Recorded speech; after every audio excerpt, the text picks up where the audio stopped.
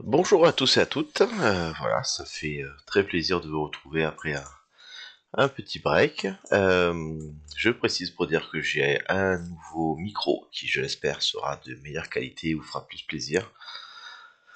Je pense que c'est l'occasion, justement, pour revenir de vacances, de faire l'occasion de refaire un petit peu un point macro pour voir un peu où est-ce qu'on en est. D'autant plus qu'on a des choses très intéressantes dernièrement. Donc voilà. Bitcoin dans une phase haussière et après une grande baisse, donc on est revenu, on a passé la TH et on est en train de consolider autour de cette zone. Voilà, ça ce sont des choses que vous savez. Euh, ensuite, ensuite, la question qui se pose toujours, c'est de savoir est-ce que c'est le top, est-ce que ça va continuer, c'est toujours une question difficile à dire. J'ai déjà expliqué précédemment que en termes d'objectifs et de temporalité, il me semblait vraiment qu'on n'était pas sur un top, ni sur une phase de distribution. Après, la seule vérité, ce sera de voir si on franchit à nouveau la TH ou pas, ce qui voudrait dire une continuation. Tant qu'on l'a pas franchi, on pourrait être dans une phase, mais voilà, vraiment pour l'instant, ça reste un scénario qui est peu probable. Si on vient maintenant sur donc notre consolidation actuelle, on a eu des choses quand même vraiment intéressantes. La dernière vidéo que j'avais faite, c'était par ici. Personnellement, j'étais bullish. On avait déjà latéralisé pendant pas mal de temps. On avait eu une phase haussière qui pour l'instant était intacte.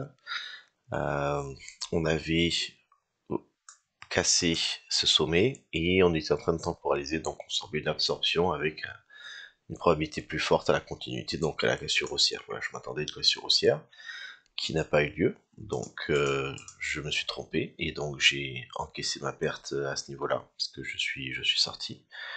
On est venu casser et en plus on est venu casser en venant prendre un bottom qui était important.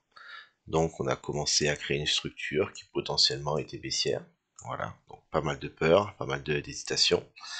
On a eu ensuite, c'est intéressant de noter, mais une réjection sur un niveau qui est très connu, mais qui est important, qui est le CC, tout simplement. Voilà, juste un petit peu en dessous. En plus on a fond run et on a continué derrière. Euh, toute cette phase-là, personnellement, ne m'a pas intéressé, puisque dans une phase d'incertitude, notamment pas seulement sur Bitcoin, vous savez aussi qu'il y a pas mal d'incertitude au niveau global, mondial et autres. Dans le cas justement où, tant plus moi, que mon plan n'avait pas fonctionné dans le sens prévu, je me suis mis en retrait, je suis sorti et j'ai attendu. Et j'ai attendu la suite, il faut parfois savoir être patient. La suite, pour moi, elle était ici, dans cette zone-là, voilà, ou dans cette zone-là. Est-ce que on casse vers le bas ou est-ce qu'on casse vers le haut? Voilà, j'ai fait les choses simples, les choses qui ont la meilleure probabilité de réussir. J'ai une première fois, j'ai long ici, puisqu'on avait juste tenu sur le niveau. Voilà, mais ça n'a pas duré longtemps, c'est toujours intéressant. Et là, récemment, on est venu sur quelque chose qui, dans un premier temps, était très vert, puisqu'on a eu une cassure par le bas. Lorsqu'on a une cassure de range, mon conseil et ma façon de trade, c'est je ne trade jamais un breakout. Si un range casse par le bas, je n'ouvre pas un short, je ne vends pas. Parce que régulièrement, tout ce qui est cassure est de manière assez régulière un fake out. Et donc ce trade pour moi est un trade avec une faible probabilité. Par contre, si je suis patient, il peut se passer deux choses. Soit on peut avoir une cassure qui continue, et à ce moment-là, ce qui m'intéresse, c'est le prochain support pour un long, pour un rebond partiel ou complet, peu importe. En tout cas, c'est un trade qui me donne un beau taux de réussite. Voilà. Ou alors, ce qui m'intéresse de trade, c'est une réintégration. Notamment, ce pattern-là a un taux de réussite qui est très très intéressant. Parce qu'une réintégration après une cassure de range signifie que lorsque l'on est sorti, souvent il y a des gens qui ont tradé le breakout, donc il y a eu beaucoup de pression vendeuse qui était présente ici. Il y avait les stops. Les stops d'acheteurs, ce sont les ordres de vente, plus les gens qui ont trade le breakout, donc beaucoup de pression vendeuse, beaucoup de shorts, beaucoup de ventes qui a dû avoir lieu ici. Et pourtant, le prix finalement a renversé. Et ça veut dire que il y a eu encore plus d'acheteurs. Voilà, le marché ici a payé, le marché a acheté la peur. Et derrière, une fois que tous les vendeurs se sont fait avoir, se sont fait piéger ici. Qu'est-ce qui se passe? Quand le prix recommence à monter, eh ben, s'ils sont un minimum intelligents, ils sont obligés de clôturer leur short ou de racheter leur position plus haut. J'ai vendu ici mon spot, je me suis trompé, on a réintégré, je rachète. Et donc les ordres d'achat s'empilent. Et on a un short squeeze que vous pouvez voir déjà a fait une belle trajectoire. Voilà. Est-ce qu'on est uniquement sur un short quiz avec une continuation de type triangle et plus tard, c'est encore possible, tout est possible. D'accord? Il faut avoir différents scénarios en tête. En tout cas, ce qui est sûr, c'est que ce trade-là était un trade très intéressant. Voilà, personnellement, je suis rentré à peu près à 59 800 par ici. Pour moi, le signe de la réintégration était ce niveau, ici. Voilà, on a été perdu, nos trades pour moi, il a été récupéré. J'ai réouvert un long qui pour l'instant court toujours.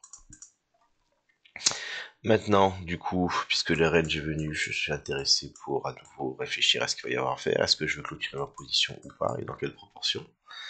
Donc j'utilise mes outils, hein, je prends du coup le range de là à là. J'ai un volume profile qui est là, voilà. Et avec ça, je prends tout simplement le Fibo du dernier top qu'on a eu, jusqu'au bottom. Voilà, mon 382, mon 66, et cette fois-ci, c'est pas toujours le cas. On a quelque chose qui est super, on a un très bel alignement ici, on a un très bel alignement qui est là. Si on prend un VWAP, donc le prix moyen du Bitcoin depuis le sommet du range, on voit qu'on est également pile poil ici. Donc, plutôt, ici, pour moi, je pouvais avoir potentiellement une résistance à la réintégration qui a été franchie, c'est boule. Et en termes de volume profile par rapport à cet indicateur, généralement, ça c'est un range. Quand on le sort et qu'on le réintègre, c'est un signe d'achat. Sortie, réintégration, signe d'achat. Sortie, réintégration, signe d'achat. Sortie, réintégration, signe d'achat. Sortie, réintégration. Encore pour moi un signe d'achat. Ça ne veut pas dire que on va aller jusque à la TH ou je ne sais pas où. Non, je suis lucide. Il y a une réintégration. Pour moi maintenant, ma prochaine cible, elle est ici. Voilà, cette zone-là pour moi est une résistance du volume moyen, un Fibo. Et par contre, j'ai pas d'horizontaux. Non, je n'en ai pas. Et voilà, pour moi ici, c'est une zone de TP. Si cette zone est franchie, et ben je m'attendrai à la borne haute. Et vu le trajet ou la déviation, je m'attendrai plutôt tout simplement pour une cassure haussière et un retour en mode ATH. Voilà. Est-ce qu'on va y aller? En tout cas, je ne sais pas, mais en termes de probabilité, c'est ce qui m'intéresse. Voilà pour ce qui est de l'idée un petit peu globale, toute simple. Là, il n'y a pas besoin de rentrer dans des considérations plus longues que ça. Pour ce qui est de ce qui est ici en daily, sur du un peu plus court terme, on va venir ici en 4 heures. Il y avait un canal qui était intéressant, qui était là. Voilà. 1, 2, 3, 4 touches, donc vraiment valide. Cinquième ici. Un canal du bas, un peu plus dur à définir, mais pas forcément important. Et la déviation ici qui est venue prendre le bottom. Donc pour moi, c'était également aussi un niveau à regarder, parce que même si ça c'est très fort, bon, on aurait pu encore rejeter, c'est pas le cas, on a franchi, donc c'est encore un signe boule. Et par rapport à ça également, sur du plus court terme maintenant, personnellement, on est en week-end, la bourse est fermée et elle a clôturé ici. Voilà, le CME a clôturé ici. Donc c'est un niveau qui généralement, 75% du temps, à la réouverture du lundi, c'est-à-dire là pour nous, voilà, le prix a tendance à revenir dessus. Personnellement, je pense que ce ne sera pas le cas ce lundi, ça reste hypothétique, mais généralement quand on est sur un short squeeze, le short squeeze il se continue, et lorsque le prix va essayer de revenir, parce que la plupart des gens se disent ah il y a le gap qui est ici, on retrace, on va y aller, et ben, c'est l'occasion pour le marché des fois de remettre des ordres d'achat, de repiger du vendeur et de repartir à la hausse selon la liquidation. Donc généralement quand c'est comme ça, on descend un peu, on s'arrête un peu avant et on repart. Ce serait le scénario que je verrais. Est-ce que ça m'aide dans mon trading actuellement? Pas forcément. Je sais que c'est un niveau qui peut être touché, j'ai un retest ici qui peut m'intéresser. Mais pour ouvrir un long par rapport à la façon de trade en ce moment, plutôt swing, non, ça m'intéresse pas, c'est pas assez défini. Voilà. pour pouvoir acheter là, c'est compliqué. On a déjà fait une hausse de 15%. Acheter après 15% de hausse, c'est quand même pas évident. Où est-ce qu'on va mettre le stop loss? Est-ce qu'on le met ici? Est-ce qu'on le met ici? Personnellement, voilà, j'ai identifié ça. C'est déjà en train de s'éloigner. J'ai identifié par ici. On avait le 382 plus des liquidités. Ça pourrait être un truc intéressant ici, mais je pense pas qu'on y aille. Donc pour l'instant, pour moi, c'est chill, tranquille. J'attends, ça monte, je suis long, je suis content et je m'attendrai à voilà une zone de take profit par ici là, 66 000. 66 000, j'aurai un take profit sur mon long. Et après, si ça passe, et ben je garde le reste. Voilà, assez simple, mais en ce moment c'est assez clair. Lundi matin, réouverture de la bourse, on va voir un petit peu comment est-ce qu'elle va absorber les news du week-end.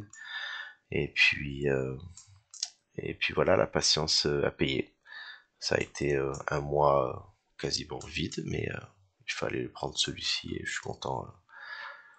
J'ai réussi à le prendre. Voilà, vraiment là, la patience, quelque chose qu'il faut apprendre avec le temps quand on fait du trading. Il faut prendre du bon setup, même si des fois ça veut dire ne rien faire pendant 2 semaines, 3 semaines, parce qu'on est dans une zone qui est complètement pourrave. Voilà, ça c'est très compliqué à trade. Ça c'est très compliqué à trade. Par contre, la réintégration, ça l'est beaucoup moins. Stop loss identifié, target clair. Voilà. Bonne soirée à tous, au revoir.